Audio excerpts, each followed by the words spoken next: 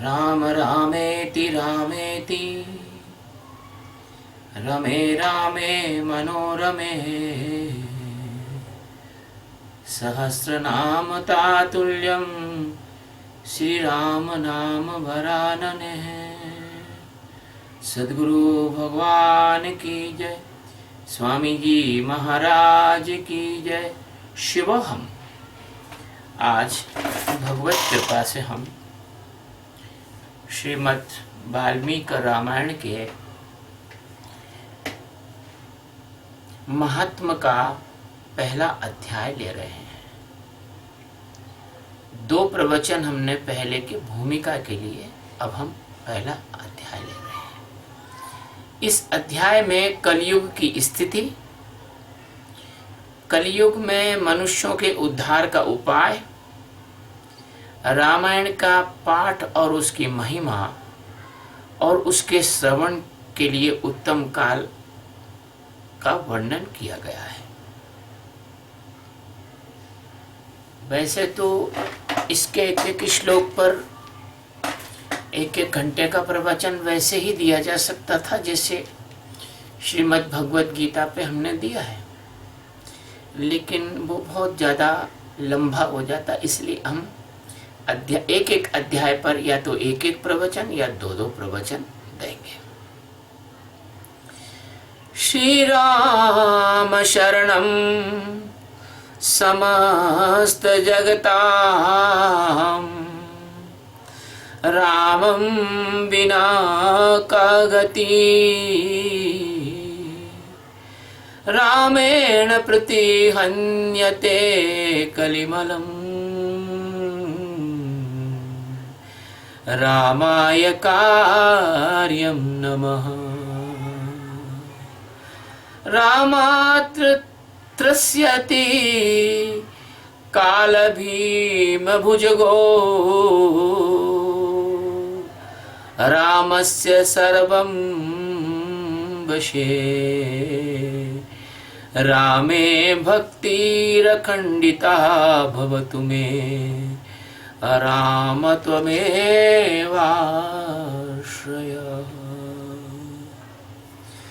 भगवान श्री राम समस्त संसार की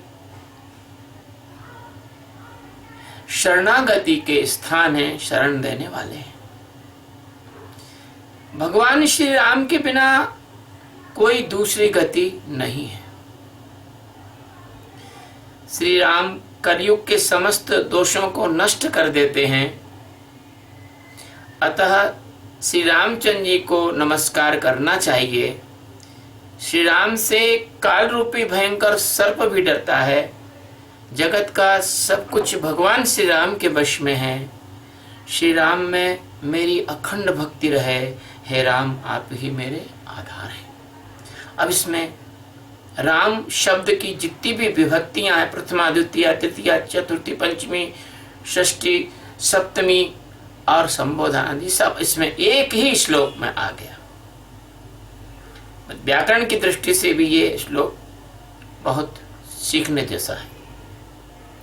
इसमें बार बार भगवान श्री राम के बारे में जो महिमा गाई है, वो वास्तव में इस जगत की जो आत्मा है, आत्मा एक ही है। आत्मा 1000 लाख करोड़ नहीं है। जीव भले 1000 करोड़ लाख होंगे, आत्मा एक ही है। कारण यह है जैसे समुद्र एक है, उसमें हजारों लाखों करोड़ों बुलबुले उठते हैं, ऐसे आत्मा एक है, अखंड है।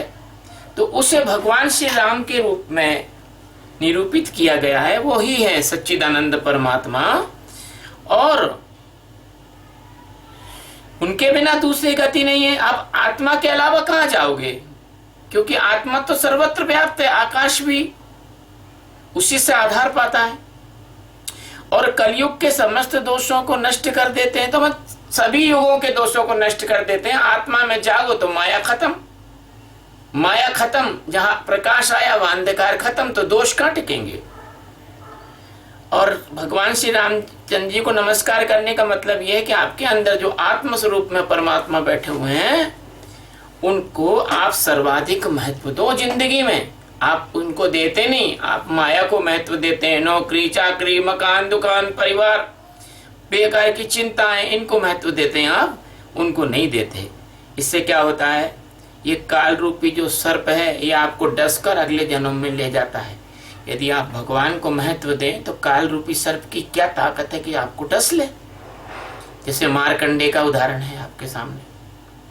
तो भक्त कहता है कि हे भगवान मेरी अखंड भक्ति बने रहे, मेरे भगवान श्री राम में मेरी अखंड भक्ति बनी रहे। मतलब क्या तात्पर्य है, जो हम आपको साक्षी का ध्यान सिखाते हैं वो अखंड भक्ति उसकी बनी रहे। आपको साक्षी का ध्यान ही भगवान राम का भजन है, वो नहीं, साक्षी कभी टूटना नहीं चाहिए।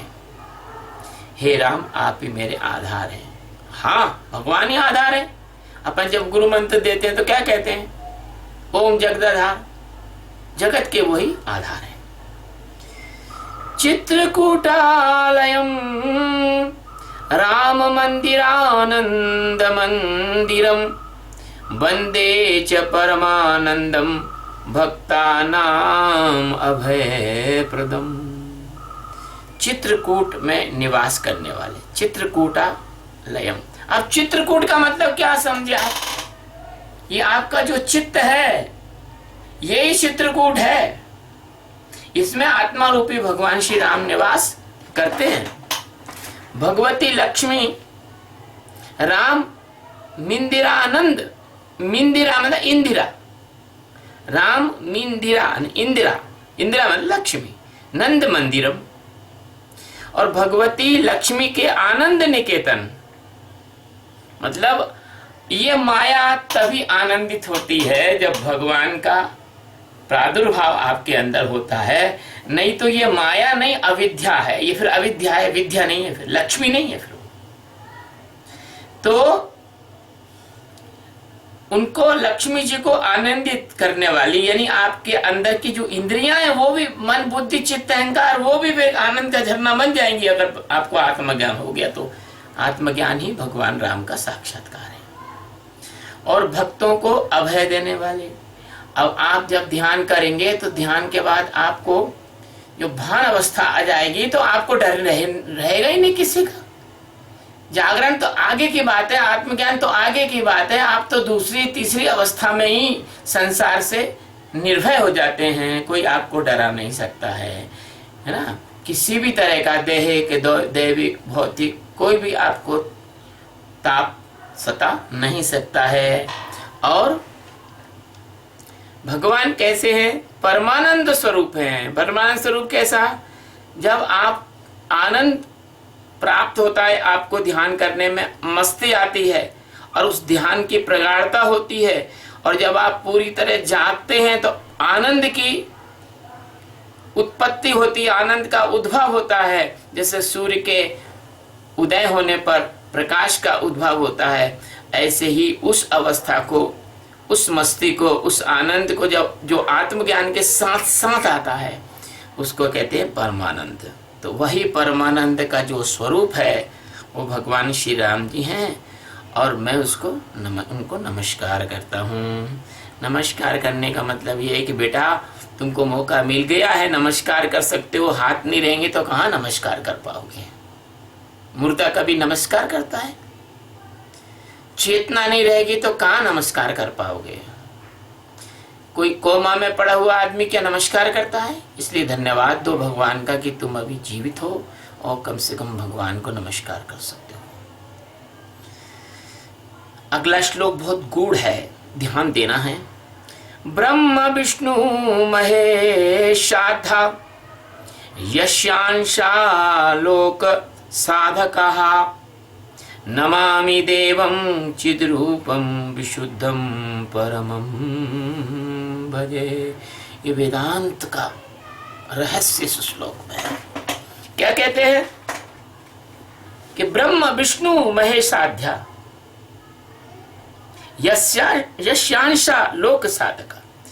ब्रह्मा विष्णु और महेश जिसके अंश हैं और क्यों है, लोक साधका, लोगों को साधने के लिए, लोगों का नियमन करने के लिए, व्यवस्था चलाने के लिए। नमामि देवम चिद्रूपम, उन परम विशुद्ध सच्चिदानंदमय परमात्मा देव श्री रामचंद्र जी को मैं नमस्कार करता हूं। और वो चिद्रूपम, वही तो मेरे चित्त में सर्वोच्च चेतना का प्रतीक है। अरे आपके जो सांसारिक कामों में जो चेतना लगती है ना, वो निम्न कोटि की चेतना है। अब जब चेतना को आप ध्यान में लगाते हैं तो वो उच्च कोटि की चेतना होती है, और उस चेतना को आप आत्मज्ञान की ओर लगाते हैं तो उस सर्वोच्च कोटि की चेतना होती है। तो श्लोक का कहना है कि ब्रह्मा विष्णु और महेश और इंद्र आदि समस्त जो देवता हैं वो आपके ही चेतना के एक अंश मात्र है। जैसे गीता में कहा है, ममा मांशो जीव लोके जीव भूता सनातनः। एक बहुत छोटा, राई से भी बहुत छोटा, माइक्रोस्ट ग्रेन्यूल जिसको कहें, बारीक से भी बारीक, सूक्ष्म से भी सूक्ष्म, इतना सही अंश इस जगत में परमात्मा का है। अगला श्लोक। तो अब ये बात भगवान का, इतनी चीज तो भगवान की प्रार्थना के शब्द थे। अब यहां से थोड़ी कथा प्रारंभ होती है। ऋष्य ऊचु, ऋषियों ने कहा। संस्कृत बहुत प्यारी भाषा है। ऋष्य यानी ऋषियों ने, ऊचु यानी कहा। भगवान सर्वमाख्यातम यत प्रष्टुम विदुषा त्वया संसार पापबद्धानां दुखानि सुबहूनि च। भगवान आप विद्वान हैं। अब ये भगवान किसको कह रहे हैं? ये सुखदेव जी को कह रहे हैं। ब्रह्म ज्ञानी को भगवान कह सकते हैं, कहते ही हैं और कहते चले आए हैं। कहते भगवान सद्गुरु, भगवान विश्वामित्र, भगवान वशिष्ठ, भगवान कणाद, भगवान पतंजलि, ऐसे सबको सारे ऋषि जो हैं, सप्त ऋषि हैं, सरस सनंदन सनातन सनत कुमार हैं, नारद आदि ऋषि हैं, सब भगवान ही हैं, क्योंकि वो भगवत्ता में जाग चुके हैं। तो भगवान आप विद्वान हैं, ज्ञानी हैं। आपने, हमने जो कुछ आपसे पूछा आप सब भली भांति बताया है आपने। अब एक बात और पूछते हैं कि संसार बंधन में बंधे हुए जीवों के दुख तो भगवान बहुत है, बहुत दुख है। एतत् संसार पाशस्य छेदकः कतमः स्मतः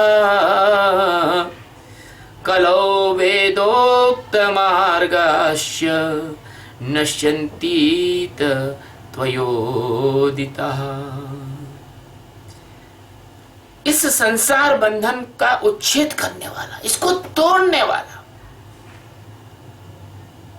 संसार एक बंधन है, एक पाश है, एक पिंजरा है, एक आवरण है, हथकड़ी और बेड़ी है संसार का बंधन। इसके बारे में हम विशेष रूप से अगर सोचें तो नींद में सो जाते हो, बंधन में चले जाते हो, अब तुम कुछ नहीं कर सकते, जो सपना आएगा आएगा, जो आपको नींद में दिक्कत होगी वो होगी। तो इस संसार का उच्छेद करने वाला कौन है? इस संसार के बंधन को तोड़ने वाला कौन है? आपने पहले हमें बताया है कि कलयुग में वेदोक्त मार्ग नष्ट हो जाता है। हाँ, बिल्कुल नष्ट हो जाता है। क्यों? कि जो वेदों का ज्ञान था, जो मार्ग था, मार्गदर्शन था, उसको आतताई लोग, आक्रांता लोग, तमोगुणी लोग, रजोगुणी लोग, धर्म के शत्रु लोग उसको नष्ट कर देते हैं। पुस्तकें नष्ट करते हैं, पांडुलिपि नष्ट करते हैं, ताम्रपत्र नष्ट करते हैं, ताड़पत्र नष्ट करते हैं। बच्चों को बचपन से वो संस्थाएं जहां पर वेदोक्त ज्ञान सिखाया जाता है उनको नष्ट करते हैं, गुरुकुल नष्ट करते हैं, और उनके दिमाग में वो मल विक्षेप भर देते हैं जहां पर वो पवित्र वेदोक्त ज्ञान ठहर नहीं सकता। उनकी धारणाएं बदल देते हैं, उनके मापदंड बदल देते हैं, उनके सोचने का ढंग बदल देते हैं, उनको तमोगुण की तरफ गिरा देते हैं। इसको कहते हैं वेदोक्त मार्ग का नष्ट होना। अधर्म निरतानां च यातनाः च प्रकीर्तिताः घोरे कलयुगे प्राप्ते वेदमार्ग बहिष्कृते। अधर्म निरताम, जो अधर्म परायण पुरुषों को प्राप्त होने वाली यातनाओं का, यातनाश्य प्रकीर्तिता आपने वर्णन किया है। प्रकीर्तिता मतलब वर्णन करना। घोरे कलयुगे प्राप्त, जब घोर कलयुग आ जाता है तो वेद मार्ग बहिष्कृते, तो वेदोक्त जो मार्ग है वो लुप्त हो जाते हैं, साधना की पद्धति लुप्त हो जाती है, ज्ञान की ओर कैसे जाया जाए लुप्त हो जाती हैं। आप लोग बहुत भाग्यशाली हो। ये जो मैं आपको साक्षी का ध्यान सिखा रहा हूं, ये प्राचीन काल में भी, आज से 5,500 वर्ष 10,000 वर्ष पहले भी 36 वर्ष की साधना ऋषि मुनि सदगुरु कराते थे। इसके बाद में साक्षी बताते थे, इसके पहले नहीं बताते थे। जब देख लेते थे आसन सिद्ध हो गया, जब देख लेते थे इंद्रियां संयमित हो गई, जब देख लेते कि शुद्ध सत्वगुण में आके खड़ा हो गया, जब देख लेते कि मेरे प्रति कोई विरोध नहीं है, जब देख लेते थे कि ये हाथ से छोड़कर नहीं भागेगा, जब देख लेते थे कि ये वास्तव में परमात्मा का जिज्ञासु है, ये अन्य वस्तुओं के प्रति आकर्षित नहीं है, संसार की माया से आकर्षित नहीं होता, ये सब देख लेते थे वो, तब कहीं ये ज्ञान कराते थे। और लोग कहते नहीं पात्र देखते, अब पात्र नहीं, पात्र बना लेते थे वो 36 वर्ष में। तो ये जो वेदोक्त मार्ग लुप्त हो गया, यही तो साक्षी का ध्यान था, यही लुप्त हो गया था जो मैं दे रहा हूं। वो शायद अगर मेरे बाद कोई आ सका तो ठीक है, और नहीं आ सका, और जिसको ज्ञान नहीं है वो पुस्तक पढ़ पढ़ के आपको भले सुना दे, वो आपकी मदद नहीं कर पाएगा। तो क्या कहते हैं कि पाखंडत्वं प्रसिद्धं वे सर्वेश परिकीर्तितम कामार्ता स्वदेहाश्च लुब्ध्वा अन्योन्यतपरः। कहते हैं कि उस समय पाखंड फैल जाएगा। यह बात प्रसिद्ध है और सभी लोगों ने यह बात एक मत से कही है, ऋषि मुनियों ने कलयुग के बारे में। और कलयुग के सभी लोग काम वेदना से पीड़ित होंगे और नाटे शरीर के लोभी होंगे। ह्रस्व देहाश्च, मतलब ह्रस्व यानी ह्रास हो जाएगा देह की ऊंचाई का। ऐसा कहते हैं कि भगवान श्री कृष्ण 32 हाथ ऊंचे थे। अभी 5,000 वर्ष पहले की ही बात है। लोग लंबे लंबे थे। अभी हरियाणा पंजाब में चले जाओ, 6-6, 7-7 फुट के जवान मिलेंगे, और दूसरी जगह नीचे की तरफ जाओ तो ठीक नहीं, लोग मिलने शुरू हो जाएंगे। तो नाटे होंगे शरीर से और लोभी होंगे, लोभी बहुत होंगे, बस मिल जाए, कुछ ना कुछ मिल जाए, बस दूसरों से मिल जाए, और धर्म और ईश्वर का आश्रय छोड़कर एक दूसरे पर निर्भर होंगे, भगवान पर निर्भर नहीं होंगे। मुझसे लोग कहते हैं कि भाई तुम अपने चेलों पर निर्भर हो जाओ। नहीं, हम चेलों पर निर्भर क्यों होंगे, हम तो भगवान पर निर्भर होंगे। तो भगवान पर जो निर्भर होता है उसको किसी पर निर्भर होने की आवश्यकता नहीं होती है। कलो सर्वे भविष्यन्ति स्वल्पायुर्बहुपुत्रकः स्त्रिय स्वपोषणा परा वैश्याचरण तत्परा। कलयुग में लोग बहुत सारे पुत्र पुत्री उत्पन्न करने वाले होंगे और उनकी जो आयु होगी बहुत कम होगी, कम आयु होगी। अब आयु कम का मैं उदाहरण दे देता हूं। प्रहलाद जी ने तो 60,000 वर्ष तो राज्य किया था। भक्त प्रहलाद जी ने 60,000 वर्ष तक राज्य किया था, और विश्वामित्र ने 1 लाख वर्ष तक तपस्या की थी। तो बताओ उनकी आयु कितनी होगी। तो जो कलयुग में जीता है, परमात्मा का ध्यान भजन नहीं करता, परमात्मा से प्रेम नहीं रखता, वो अल्पायु होता है, जल्दी मर जाता है। और जो परमात्मा का ध्यान भजन करते हैं वो लंबे समय तक जीते हैं। अब चलिए आगे चलेंगे। क्या कहा उन्होंने? स्त्री स्वपोषण परा। स्त्रियां कैसी होंगी?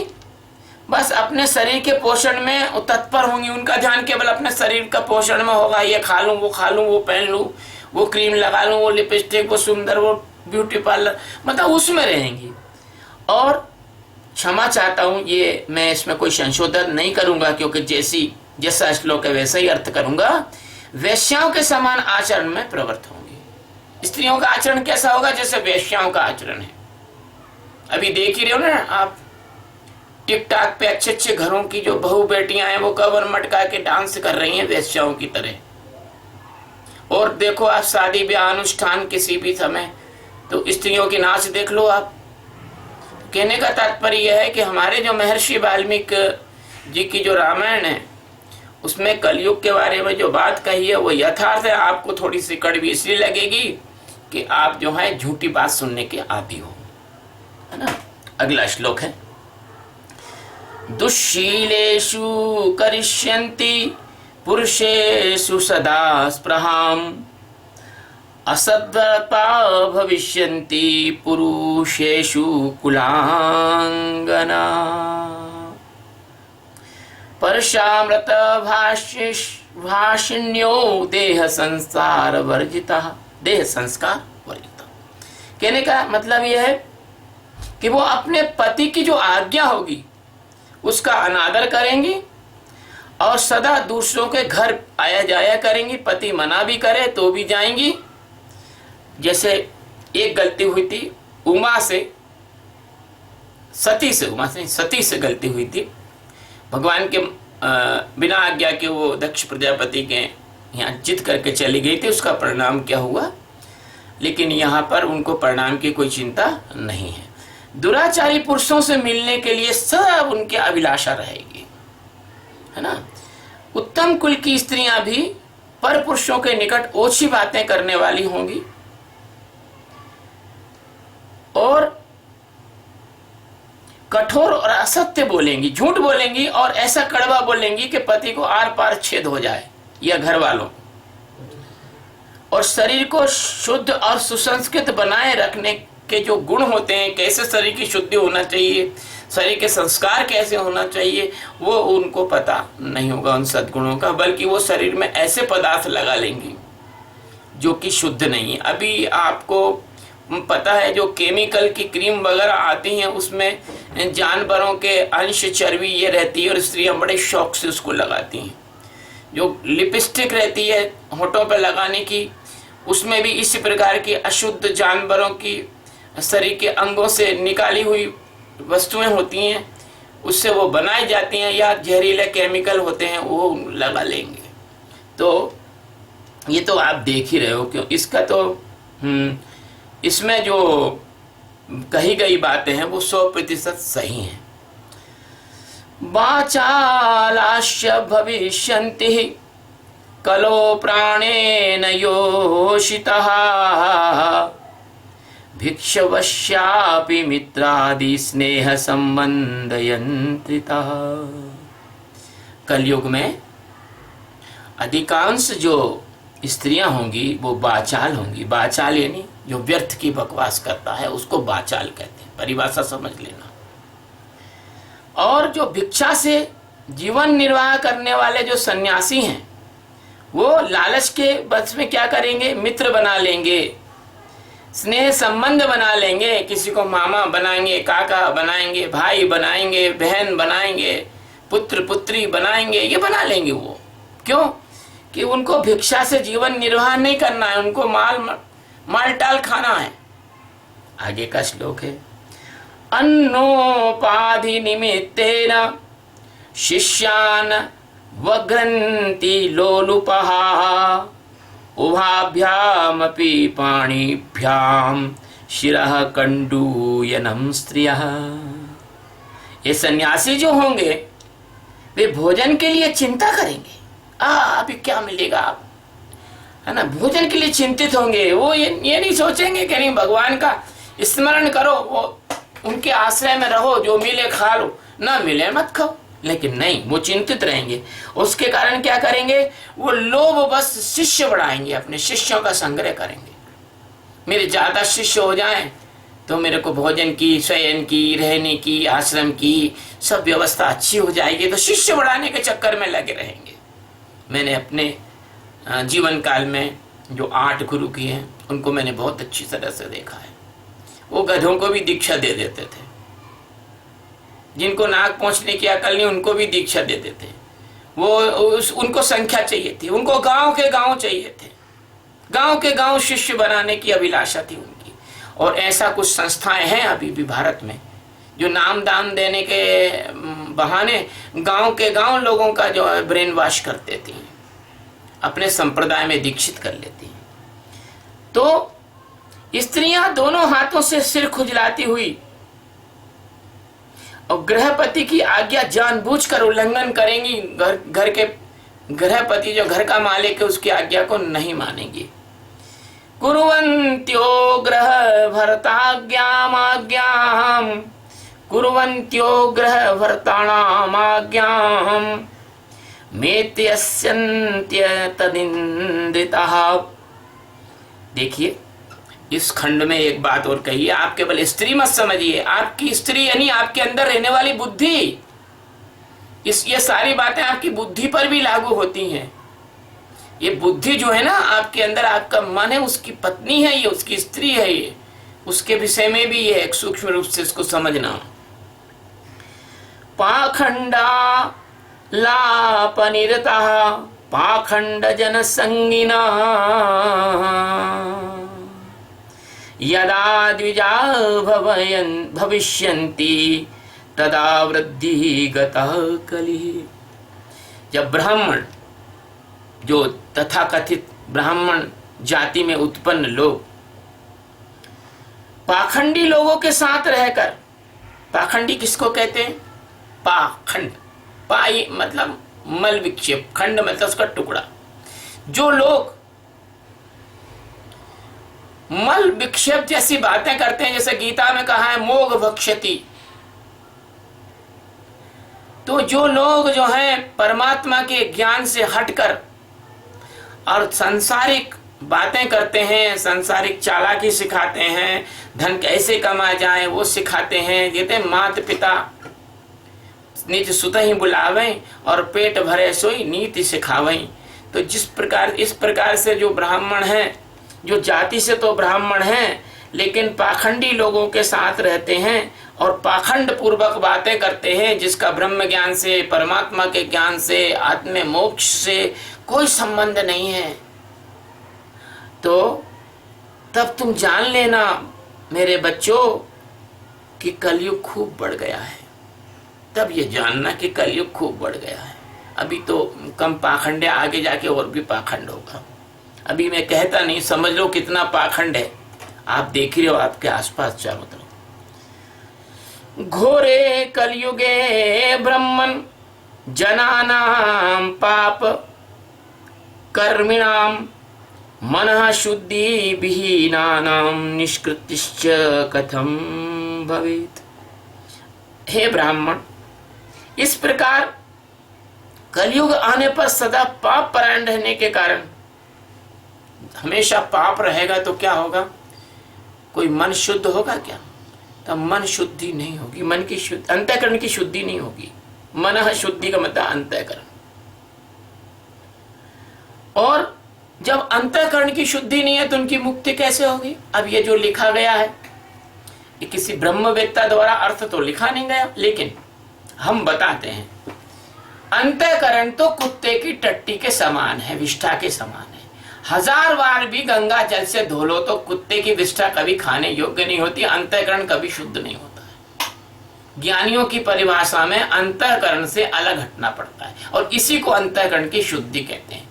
जब आप साक्षी करेंगे ना तो आपको ध्यान लगेगा। आपका वो ध्यान जैसा जैसा आपका गाढ़ा होगा वैसे वैसे आपका अंतःकरण से अलगाव होगा। अंतःकरण आपको अपने हाथ में पकड़े हुए एक चिमटे के समान दिखने लग जाएगा, एक इंस्ट्रूमेंट के समान दिखने लग जाएगा। तब महापुरुषों ने जो कहा है अमन अवस्था के बारे में, कबीर ने, दादू ने, नानक ने, पलटू ने, रविदास ने, और बस योग वशिष्ठ में भगवान वशिष्ठ ने, जितने महापुरुष हुए हैं सब ने यही कहा है। और मेरी भागवत के प्रवचन सुन के देख लो, उनमें जितने अवतार हुए सब ने यही कहा है कि मन बुद्धि चित्त अहंकार से हटना है। शंकराचार्य ने यही कहा है, इसी को अंतःकरण की शुद्धि कहा गया है। और जिसका अंतःकरण से अलगाव नहीं हो उसका देह से अलगाव हो नहीं सकता, और देह और अंतःकरण से जिसका अलगाव नहीं हो उसका जीव भाव नष्ट हो नहीं सकता, और जिसका जीव भाव नष्ट नहीं हो उसको आत्मज्ञान हो नहीं सकता, और जिसको आत्मज्ञान नहीं हो उसका मोक्ष नहीं हो सकता है। तो सीधा गणित है। उन्होंने कहा कि उन लोगों की मुक्ति कैसे होगी, मतलब नहीं होगी। यथा तुष्यन्ति देवेशो देवदेवो जगद्गुरुः ततो वदस्व सर्वज्ञ सूत धर्मामृतांबर। धर्मात्माओं में श्रेष्ठ सर्वज्ञ सूत जी। अब धर्मात्मा क्यों कहा गया है? कि धर्म वही है जो आत्मज्ञान की ओर ले जाए। जो आत्मज्ञान की ओर नहीं ले जा रहा वो धर्म नहीं है, वो अधर्म है। इसलिए भगवान सूत जी जो कि आत्मज्ञान का ही प्रतिपादन करते थे, कथा के माध्यम से, प्रवचन के माध्यम से, भगवान के गुणानुवादों के माध्यम से, और गुप्त रूप से शिष्यों के कान में कहते थे, वो जो धर्म को जानने वाले, धर्मात्मा में श्रेष्ठ, धर्मज्ञों में श्रेष्ठ सूत जी हैं। वो देवादिदेव देवेश्वर जगत गुरु भगवान श्री राम जी जिस प्रकार से संतुष्ट हो, हे प्रभु हमको वो उपाय आप बताइए, ये ऋषियों ने पूछा। अब क्या है? बदसूत मुनि श्रेष्ठ सर्व में तदशेषतः कस्य नो जायते तुष्टि सूतत्वद्वचनामृतात्। मुनि श्रेष्ठ सूत जी, इन सारी बातों पर आप पूर्ण रूप से प्रकाश डालिए। आपके वचनामृत का पान करने से किसको संतोष नहीं होता, यानी सबको संतोष होता है, सबको संतोष होता है। श्री राम जय राम जय जय राम, श्री राम जय जय राम। भगवान राम का स्मरण करते हुए अब सूत जी ने जो कहा वो हम आपको बताते हैं। सूत उवाच शृणुध्वमृषयः सर्वे यदिष्टं वो वदाम्यहं गीतं सनत्कुमाराय नारदेन महात्मना। सुनो यानी सुनिए, सुनुध्वा यानी सुनिए, मृषय ऋषया ये संधि विच्छेद, ऋषियों सुनो, सर्वे यदृष्टि वो यदाम्यहम, आपको जो अविष्ट सुनना है, जो आप सुनना चाहते हो, मैं आपको सब कुछ बता रहा हूं। गीतम सनत कुमाराय नारदेन महात्मना। ये जो रामायण का जो वाल्मीकि रामायण है, ये सबसे पहले भगवान नारद जी ने, महात्मा नारद जी ने सनत कुमार को सुनाई थी। इस महाकाव्य का गान सुनाया था। रामायणं महाकाव्यं सर्ववेदेषु सम्मतं सर्वपापप्रशमनं दुष्टग्रह निवारणं। लोग मुझसे पूछते हैं, भगवान हमारा मंगल चढ़ गया, राहु चढ़ गया है, केतु चढ़ गया, हमें क्या करना चाहिए? अरे मूर्खों, न कुंभ पंडित के पास जाओ, न ज्योतिषी के पास जाओ, सीधे भगवान राम के गुणानुवादों का गायन करने लगो तो तुम्हारा मंगल राहु केतु ऐसे भग जाएगा जैसे सम्राट के पास खड़े होने पर जो है चोर चकार और चपरासी सब भग जाते हैं। जो सनातन परमानंदम, सच्चिदानंद और करोड़ों अरबों अगणित आकाश गंगाओं के सम्राट हैं। उनका नाम मात्र लेने से ये भूत प्रेत भग जाएंगे। कारण बताऊं कि वो समझ जाएंगे कि अरे ये तो भगवान का भक्त है, और भगवान के भक्तों को कभी मंगल, शनि, राहु, केतु ये कुछ लगता ही नहीं। ये बात एकदम पक्की समझ लेना, है ना। राजा के पुत्र को चपरासी नहीं डांट सकता है। तो वो कह रहे हैं कि समस्त पापों का नाश और दुष्ट ग्रहों की बाधा को निवारण करने वाला यह संपूर्ण वेदार्थों की सम्मति के अनुकूल है, जिसको वेदों ने तक मान्यता दी है। वेद नाम ज्ञान का है। वेद, ऋग्वेद, यजुर्वेद, सामवेद, अथर्ववेद मत समझा। वेद नाम ज्ञान का है। वेदांतम वेदम विभुम, ये जो चारों वेद हैं, ये भी उसी ज्ञान का एक अंश मात्र है, जो ज्ञान हम आत्मा को जानने के बाद प्राप्त करते हैं और उसमें खड़े हो जाते हैं और ज्ञान स्वरूप हो जाते हैं। ज्ञान स्वरूपम निज बोध युक्तम, दुख स्वप्न नाशनम धन्यम, मुक्ति भुक्ति फलप्रदम, रामचंद्र कथोपेतम सर्व कल्याण सिद्धिदम। ये जो संसार की माया है, ये दुष्स्वप्न है, बुरे स्वप्न है। भगवान का गुणानुवाद गाइए और फिर सो जाइए, आपको कोई बुरा सपना नहीं आ सकता। ऐसे भगवान का गुणानुवाद गाइए और अपने आत्म स्वरूप में स्थित होने के लिए साक्षी का ध्यान करिए। माया की क्या ताकत है कि आपको ये संसार के चक्र में फंसा ले, नहीं फंसा सकती है। और यही एकमात्र धन्यवाद के योग्य। तुम दुनिया भर में धन्यवाद देते रहते हो, वो धन्यवाद तुम्हारा बेकार है। जो भगवान का गुणानुवाद है वही धन्यवाद के योग्य है, और तो और भोग और मोक्ष दोनों फल देने वाला है। अब मैं बताऊं, जब भगवान का साक्षात्कार प्रहलाद को हुआ, ध्रुव को हुआ, तो भगवान ने उनको राज्य दिया। 60,000 वर्ष तक वो राज्य करते रहे। उनको बड़े बड़े विमान दिए, उनके पास कई रानियां दी, उनके पास कई दास दासियां दी, हाथी घोड़े रथ दिए। क्यों भैया? तुम्हारे लोग, मूल लोग तो कहते नहीं भैया ज्ञान हो गया तो फिर आपको कुछ जरूरत नहीं है, आप तो मर ही जाओ, जंगल भग जाओ, हिमालय चले जाओ। नहीं, ज्ञानी ही तो संसार की इस समस्त सुविधाओं का उपभोग करके उससे अलग रहने की क्षमता रखता है। क्या कभी तुमने राम और कृष्ण के शरीर बिना गहने के देखे? कभी तुमने ऐसा देखा है कि राम और कृष्ण कहीं भीख मांग रहे हो कटोरा लेकर, कि कहीं लंगोटी लगा के बैठे हो, कि जनक कहीं लंगोटी लगा के बैठे? तो ये जो धारणा है, ये फैलाई हुई धारणा है, विधर्मियों की है, अज्ञानियों की है, ढोंगियों की है। भगवान के इस ज्ञान के प्राप्त होने के बाद भोग और मोक्ष दोनों फल मिलते हैं, लेकिन उसमें संतुलन बन जाता है। फिर कैसा हो जाता है कि जैसा गीता में भगवान ने कहा, सुख दुखे समय कृत्वा लाभा लाभो जय जयो, जैसे कहा है कि उदये सविता रक्ता रक्तस्य स्तमने तथा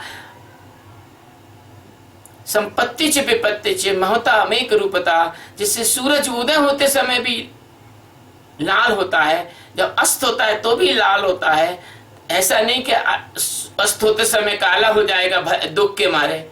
तो इसी तरह से जो ब्रह्म ज्ञानी होते हैं, जो साधु होते हैं, जो परमात्मा के प्रेमी होते हैं, जो भगवान के सच्चे भक्त होते हैं, वो बड़ी से बड़ी कठिनाइयों में भी अपना धैर्य नहीं छोड़ते हैं। वो भोग में भी वैसे ही हैं और वियोग में भी वैसे ही हैं। उनको मिल जाए तो खा लेंगे, नहीं मिले तो नहीं खाएंगे। जहाँ भगवान सुलाएंगे सो जाएंगे, चाहे वो सोने का पलंग हो, चाहे लकड़ी का पलंग हो, या जमीन हो, या कंबल हो, या गुलगुला बिस्तर हो। उनको भगवान के प्रेम के अलावा किसी भी वस्तु में आनंद नहीं आता है।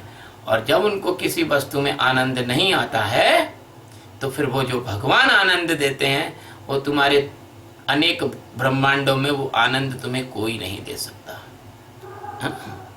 तो ये जो चारों पुरुषार्थ हैं, इसको प्राप्त करने का एकमात्र उपाय है और भगवान की भक्ति और ये ज्ञान और ये ध्यान। और ये कैसे मिलता है? ये आपको वाल्मीकि रामायण जैसे शास्त्रों को विवेक पूर्वक सुनना, प्रेम पूर्वक सुनना, हृदय पूर्वक सुनना, उससे मिलेगा।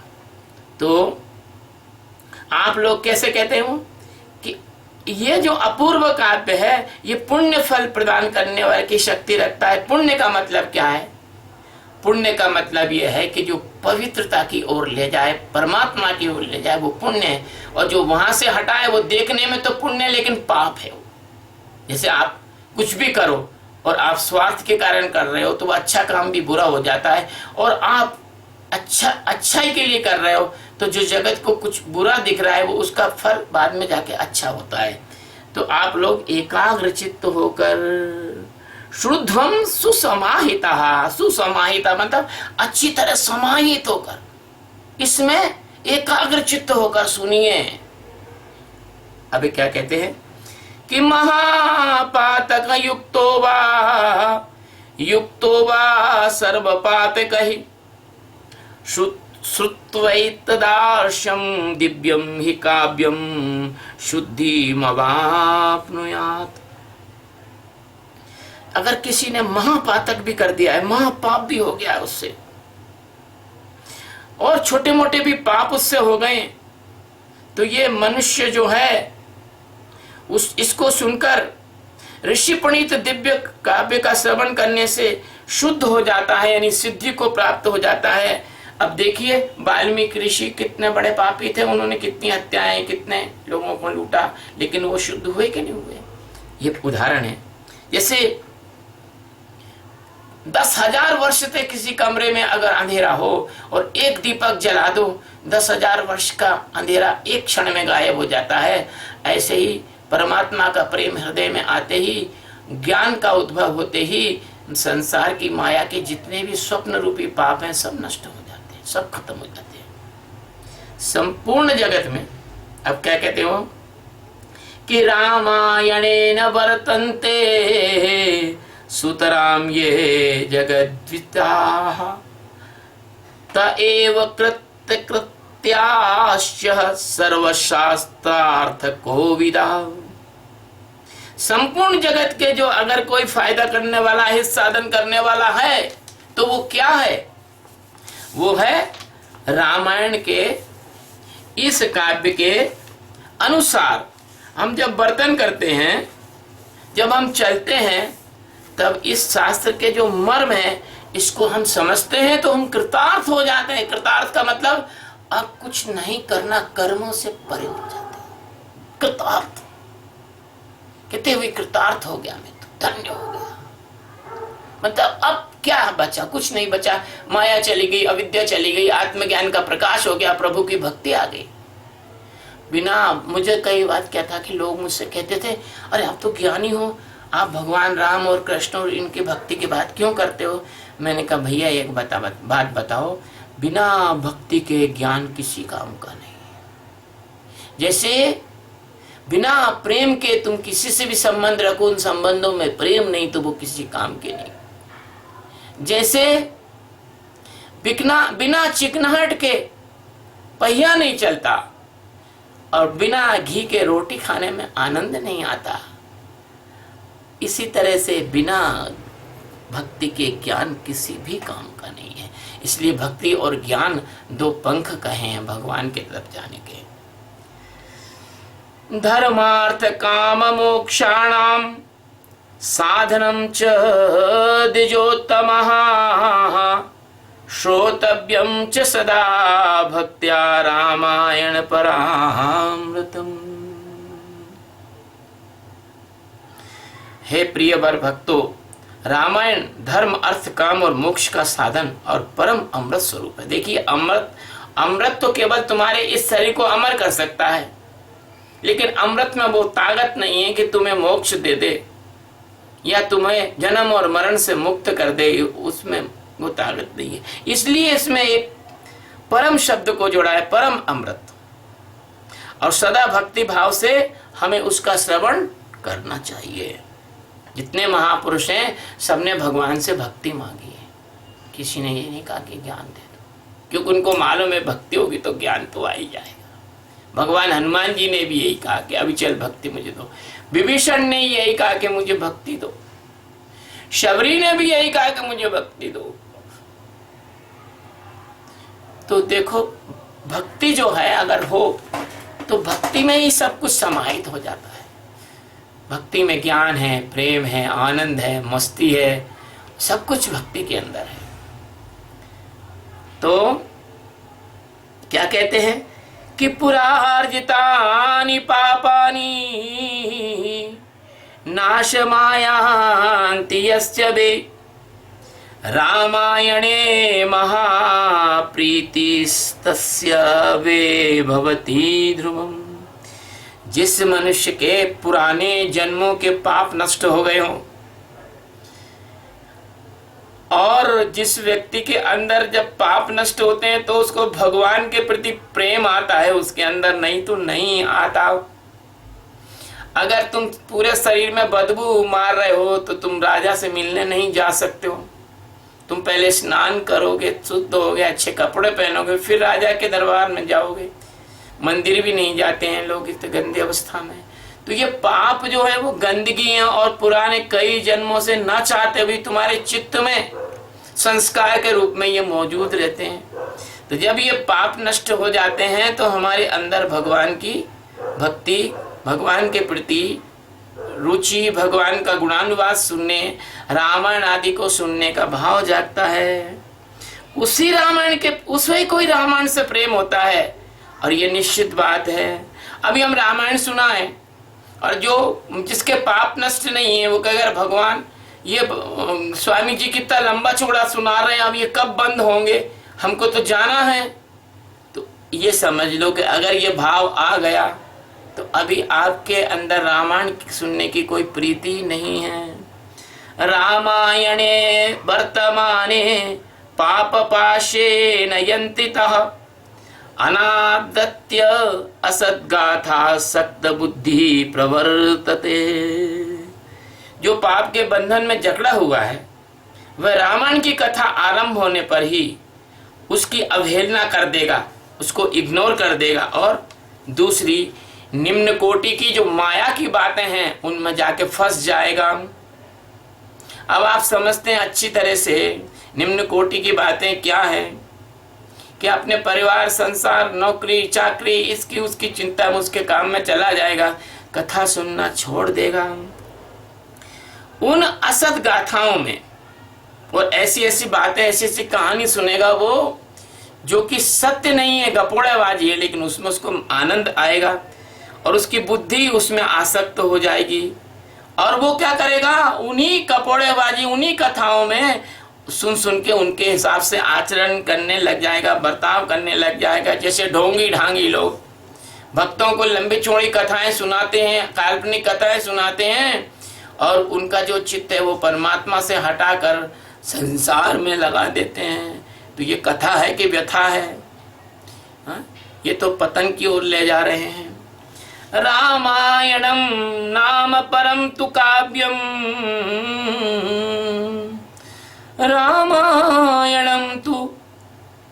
रामायणम नाम परम तु काव्यम सुपुण्यदं वे शृणुतः द्विजेन्द्रः। यस्मिन् श्रुते जन्म जरादिनाशो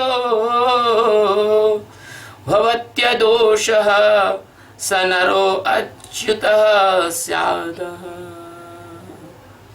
ये श्लोक थोड़ा बड़ा वाला श्लोक है। छोटे श्लोक 2 लाइन के होते हैं और ये होता है थोड़ा बड़ा। इसलिए द्विजेंद्र गण होते हैं। द्विजेंद्र गण मतलब जो ब्राह्मणों में उत्तम ब्राह्मण होते हैं, वो आप लोग जो हैं रामायण नामक इस पुण्यदायक उत्तम काव्य का श्रवण करते हैं। आप भी इसको श्रवण करें, जिसके सुनने से जन्म, जरा यानी बुढ़ापा, मृत्यु, इनका भय का नाश हो जाता है और श्रवण करने वाला, सुनने वाला व्यक्ति पाप दोष से रहित अच्युत स्वरूप हो जाता है। पाप दोष से रहित होना मतलब क्या? अंतःकरण से मुक्त होकर और अच्युत स्वरूप का मतलब क्या है? आत्मा में ठहर जाता है। वरम वरेण्यम वरदम तु काव्यम संतारयत्याशु च सर्वलोकम संकल्पितार्थ प्रदमादि काव्यम श्रुत्वा च रामस्य पदम प्रयादे। रामायण काव्य अत्यंत उत्तम और वर्णी यानी चुनने योग्य है। रामायण को सुनना चाहिए और मनोवांछित वर देने वाला है। आपको जो चाहिए वो मिल जाएगा इससे, ये बात बिल्कुल पक्की है। बिल्कुल इसको करके देख लेना, जो चाहोगे वो ही मिलेगा। जैसे आता है ना अखबारों में एडवर्टाइजमेंट, जो चाहो वो ही मिलेगा, आओ मेरे पास। ये तो मूर्ख लोग हैं। चलो भगवान के पास, तुमको जो चाहिए वो मिलेगा। उनके पास क्या कमी है? उनके पास कोई कमी नहीं है। भगवान के प्रेम और भगवान की भक्ति और भगवान के ज्ञान और भगवान के मतलब चिंतन और भगवान की मस्ती में रहने के अलावा दूसरा दुनिया में कोई भी कल्प वृक्ष नहीं है और कोई भी मनोवांछित वर देने वाला नहीं है। वो जिसको देखो, ऋषि मुनियों ने राक्षसों तक जो तपस्या की, उनने जो चाहा वो ही दे दिया उनको। भले फिर उनको मारने के लिए उनको अवतार लेना पड़ा, लेकिन दे दिया उनने, है ना। शंकर भगवान ने भस्मासुर को वरदान दे दिया, भले उनको मारने के लिए परेशानी हुई लेकिन दे दिया वरदान। तुम मांगो वही मिल जाएगा। तो वह उसका पाठ और श्रवण करने वाले समस्त जगत को शीघ्र ही संसार सागर से पार कर देता है। उस आदि काव्य को सुनकर मनुष्य श्री राम जी के परम पद को प्राप्त कर लेता है। ब्रह्मेश विष्णुवाख्य शरीर भेदे विश्वं सृजन्ति चह पाति यश्यः तमादिदेवं परमं वरेण्यं माधाय चेतस्यूपयाति मुक्तिं माधाय चेतस्यूपयाति मुक्तिं। ये बहुत महत्वपूर्ण, इसको कहते हैं ना IMP, बच्चों के लिए कहते हैं IMP क्वेश्चन है, ये आएगा परीक्षा में। ये बहुत महत्वपूर्ण श्लोक है, इसको ध्यान से सुन लो कि जो ब्रह्मा रुद्र और विष्णु नामक भिन्न भिन्न रूपों को धारण करके, बहुत ध्यान से सुनना, ब्रह्मा विष्णु और रुद्र ये अलग अलग नहीं है, ये एक ही परब्रह्म सच्चिदानंद परमात्मा के रूप नाम धारण किए हुए हैं। वो क्या करते हैं? विश्व की सृष्टि करते हैं, संहार करते हैं और पालन करते हैं। मूढ़ लोग पूछते हैं ये संसार किसने बनाया है, ये संसार किसने बनाया है?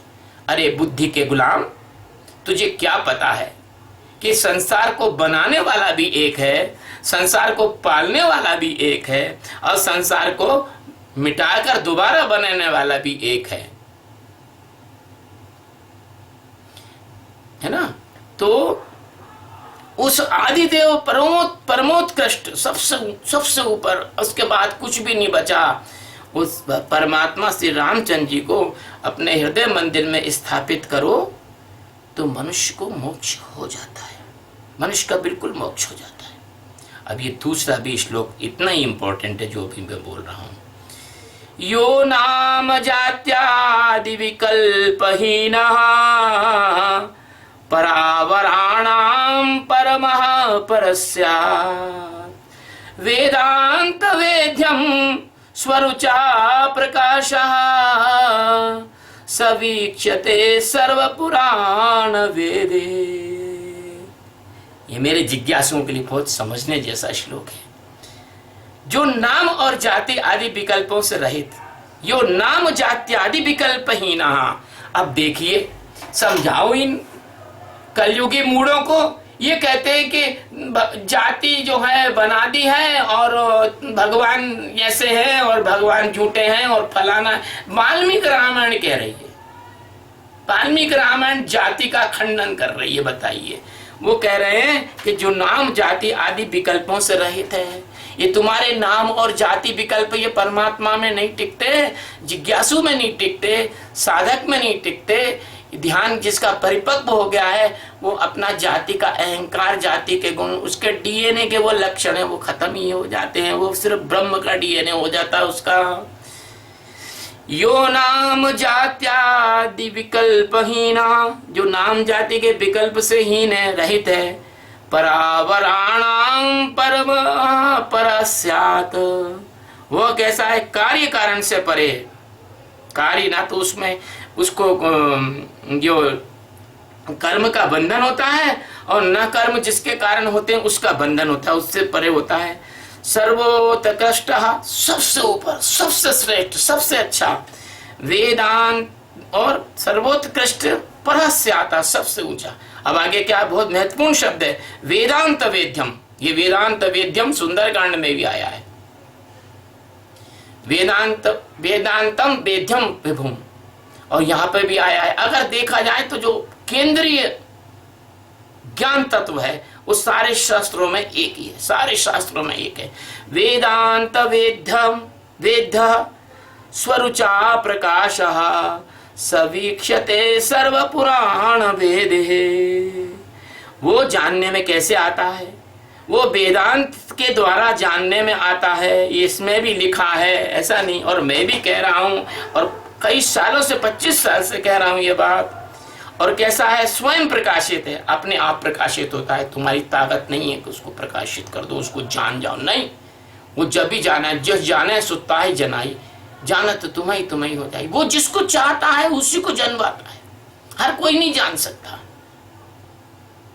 हर कोई नहीं जान सकता। जो गुप्त रहस्य वो गुरु अपने शिष्य को जब चाहता है तभी समझाता है, नहीं तो नहीं समझाएगा। पिता अपने खजाने की चाबी जब ही देता है जब पुत्र पर पूरा भरोसा हो जाता है उसको, नहीं तो वो छोड़ के खजाना लुप्त हो जाए, नहीं देता वो। ऐसे ही अपात्र को कभी दिया नहीं जाता, परमात्मा का जो सच्चा जिज्ञासु है उसी को दिया जाता है, और वो भगवान उस पर प्रसन्न हो जाए, उसी को प्रकाशित होता है। जानने योग्य और अपने ही प्रकाश से प्रकाशित होने वाला परमात्मा, यानी वो स्वयं प्रकाश है, स्वयं प्रकाश है। जैसे सूरज का उदाहरण ले लो, सूरज स्वयं प्रकाश है, उसको कहीं बाहर से प्रकाश किसी बैंक से नहीं लेना पड़ता है, वो स्वयं प्रकाशित है। ऐसे जो आत्मज्ञानी होता है वो स्वयं प्रकाशित हो जाता है, उसके अंदर से परमात्मा प्रकट हो जाता है। तभी लोग कहते हैं क्यों गुरुजी आपने फलाना पुस्तक पढ़ी है?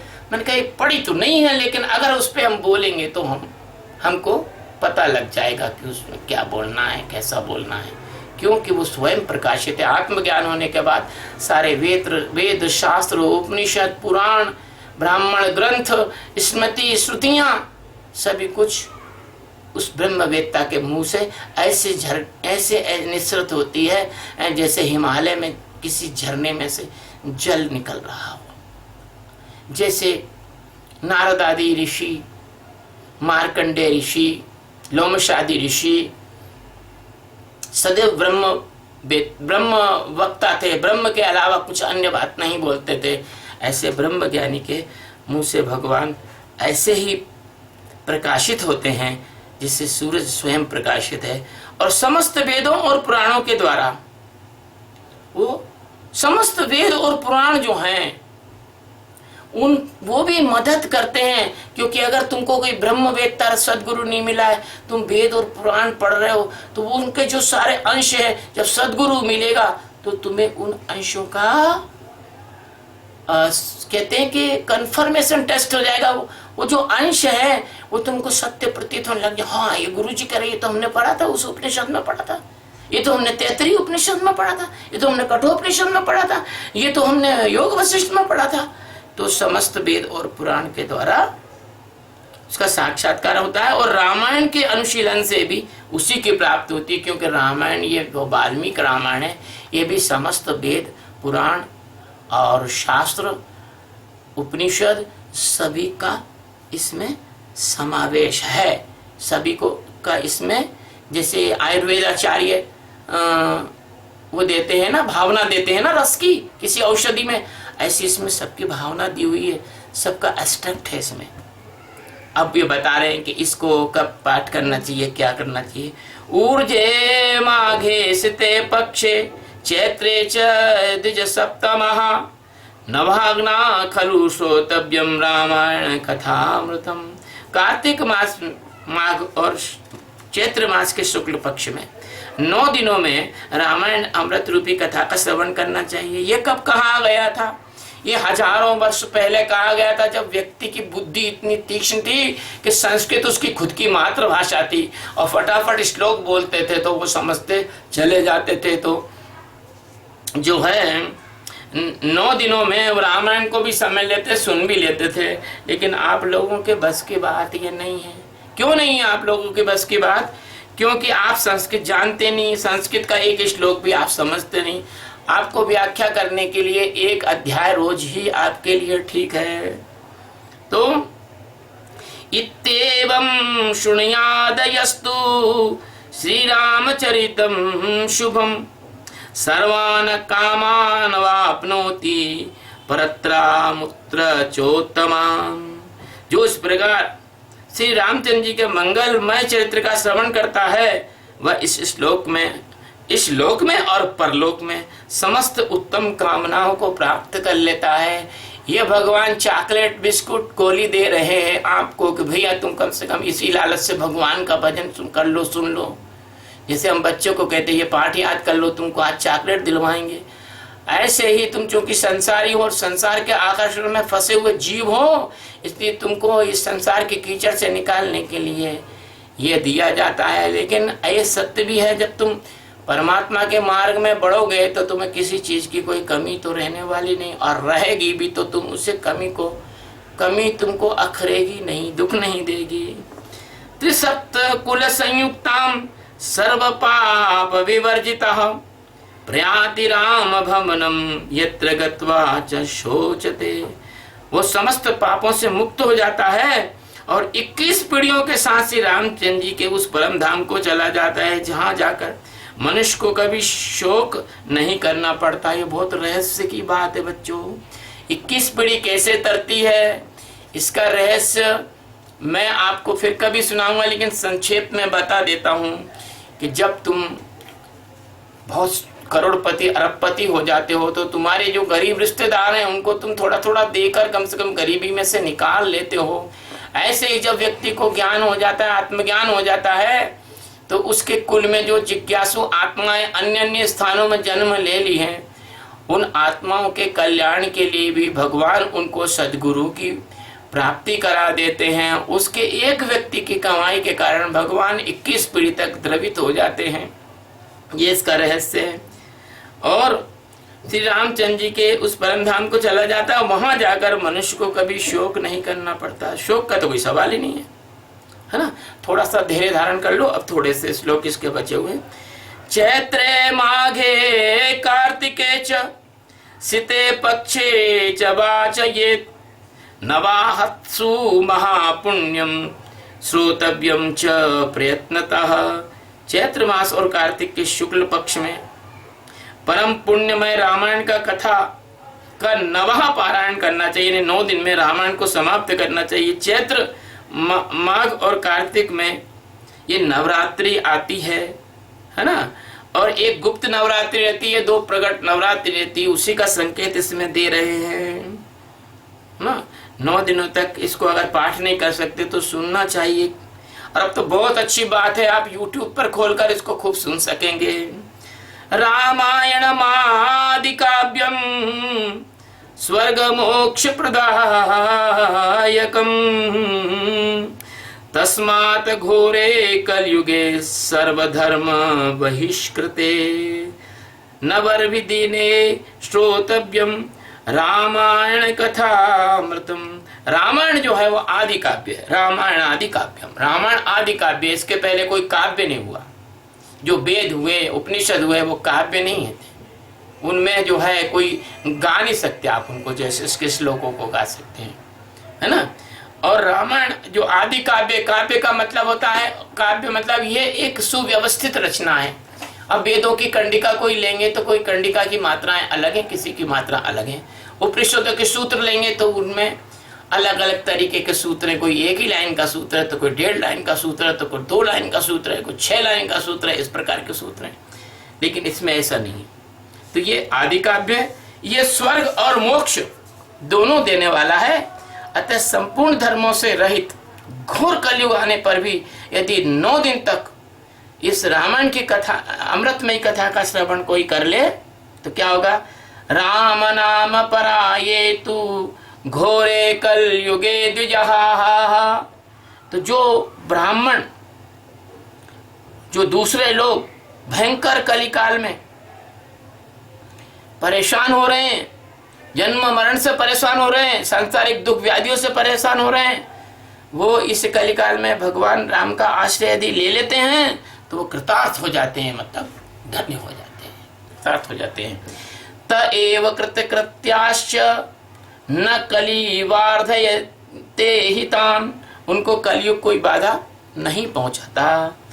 कथा रामायणस्यापि नित्यं भवति यद्ग्रहे तद्ग्रहं तीर्थरूपं हि दुष्टानां पापनाशनम। जब रामायण की कथा जिस घर में होती है वो घर तीर्थ के समान हो जाता है और उस घर से दुष्ट ग्रह राहु केतु वगैरह भाग भूगा जाते हैं, है ना, और पापों का नाश हो जाता है। और वहां अगर कोई दुष्ट भी पहुंच जाए, वो कथा हो रही हो, तो उसके भी पाप नष्ट हो जाते हैं। अब आप सुन रहे हो ब्रिस्बेन में और वो सुन रहे हैं कुरुक्षेत्र में। जहां आप इस कथा को सुन रहे हो वहां पर आपका जो स्थान है वो तीर्थ के समान हो गया, है ना। इस तीर्थ की पवित्रता को बनाए रखो।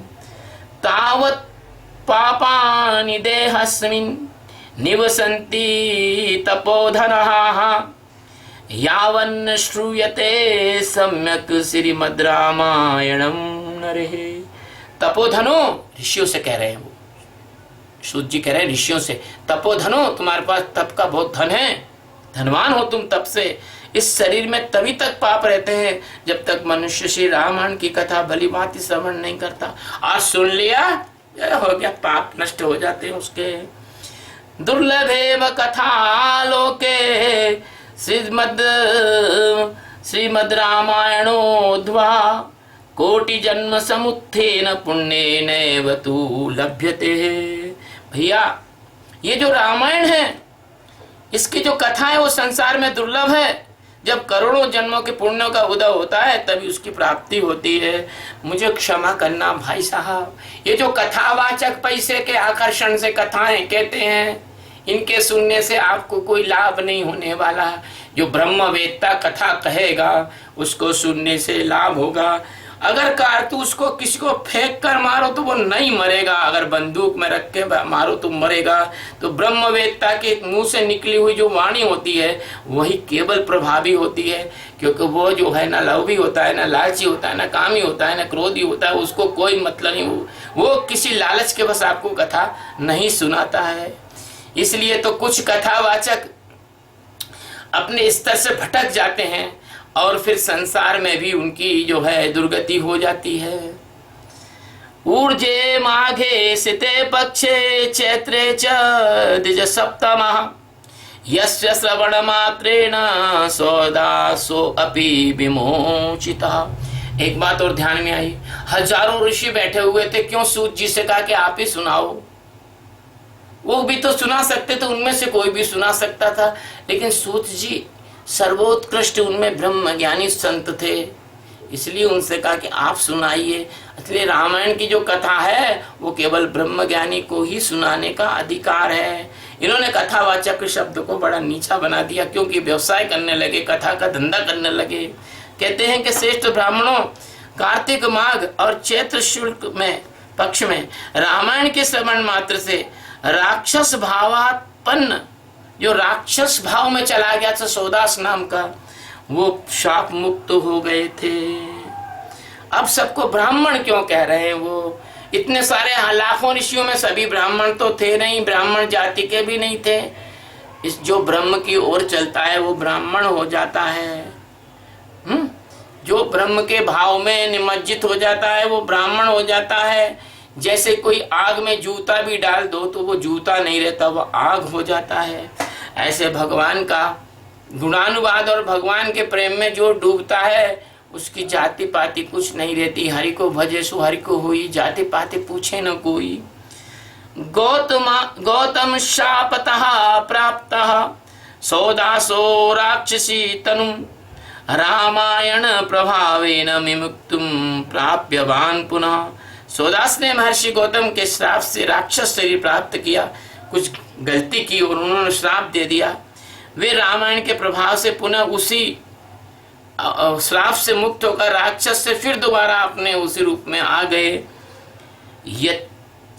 यत्तत्वेत शृणुयाद भक्त्या राम भक्ति परायणः समुच्यते महापापे पुरुषः पातकादिभिः। जो पुरुष श्री रामचंद्र जी की भक्ति का आश्रय लेकर, सहारा लेकर प्रेम पूर्वक इस कथा को सुनेगा, श्रवण करेगा, वह बड़े बड़े पापों से, बड़े बड़े पातकों से, बड़े बड़े संकटों से मुक्त हो जाता है। ये जो अध्याय है उस स्कंद पुराण से इसका महत्व में लिया गया, अभी रामायण प्रारंभ नहीं हुई है। इति श्री स्कंद पुराणे उत्तरखंडे नारद सनत कुमार संवादे रामायण महात्म्ये कल्पानुकीर्तनम नाम प्रथम अध्याय। ये क्या है? स्कंद पुराण के उत्तरखंड में नारद और सनत कुमार दोनों महान ऋषि, उनके परस्पर संवाद के अंतर्गत वो लिया गया है। और रामायण महात्म विषयक कल्प का, उसमें कल्प कहा गया है। उसमें जैसे किसी में अध्याय होते हैं, है ना, किसी में अनुच्छेद होते हैं और किसी में कांड होते हैं और किसी ग्रंथ में और अन्य नाम से ये अध्याय के समूह होते हैं। तो इसको उसमें जो है कल्प कहा गया है, किसमें? स्कंद पुराण में। और उस कल्प के अनुकीर्तन नामक प्रथम अध्याय, अनुकीर्तन नाम का एक अध्याय है, उसका पहला अध्याय का ये वर्णन आपको दिया। श्री राम जय जय राम, श्री राम जय जय राम। अपने माइक खोल लो भगवान का थोड़ा 2 मिनट। श्री राम जय जय राम, श्री राम जय जय राम, श्री राम जय जय राम, श्री राम जय जय राम, श्री राम जय जय राम, श्री राम जय जय राम। भगवान श्री रामचंद्र जी की जय, जानकी मैया की जय, परम गुरु हनुमान जी की जय। आज का प्रवचन यहीं विराम देते हैं, अगले प्रवचन अगले समय कल लेते हैं। शिवोहम।